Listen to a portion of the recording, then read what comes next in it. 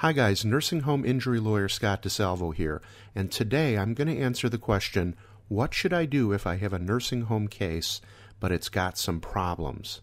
How should I handle it? So stay tuned.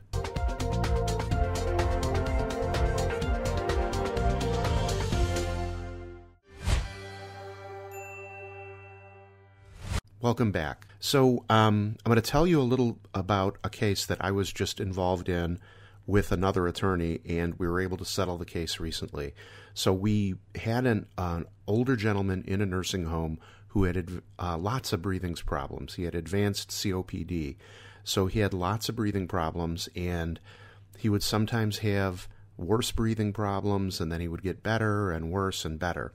And then one morning he had real bad breathing problems, which was charted in his chart at about 9 a.m., and the nursing home didn't send him to the hospital until about 2 in the afternoon. So they were charting serious problems. They didn't even call his doctor till noon, and then finally got him to the hospital several hours later. Now, the argument here on our side is obviously when you know you've got a patient with breathing problems and they exhibit more serious breathing problems, you have to call the doctor and get him to a hospital immediately because you already know his breathing is weak. And if there are any problems that manifest, it's much more serious for somebody with a breathing problem than somebody who's normal. So, for example, if I had a breathing problem and I started coughing, you'd take it more seriously than if I never had a breathing problem and then I started coughing and wheezing. You'd jump right on it if I had a pre-existing problem with it. So they didn't do that.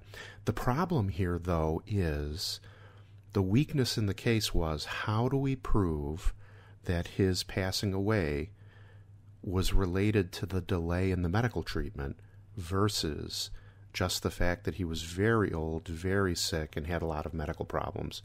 The problem is, in front of a jury, we couldn't be sure that we had a solid chance to win. And really, that's when these cases settle, when the defense and the insurance company is afraid that they might get hit at trial, and on our side, we're willing to compromise. So we were able to get a great settlement in a case, but only because good attorneys who cared about the case and spent 2 or 3 years litigating and working on the case put it together and pushed the insurance company into sitting down at the table and talking about a settlement. So why am I telling you this story? Well, that's the advice I'm giving you. It is really important, if you or a loved one has suffered nursing home abuse or a nursing home injury or even a medical mistake, to talk to a lawyer who's going to do the work. You need to talk to a lawyer with experience who treats you like a human being, gets the information from you, has open communication with you. And then it's got to be a lawyer who is going to sit down and really analyze the case and push the case forward. You know, had we not worked on this case and done a lot of litigation in it before the pretrial, the defendants probably never would have come to the settlement table.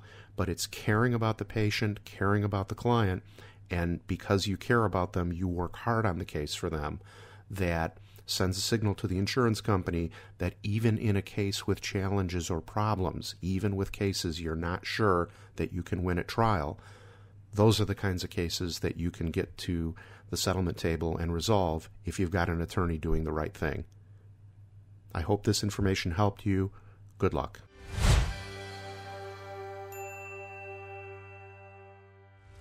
If you've been hurt, insurance treating you mean, call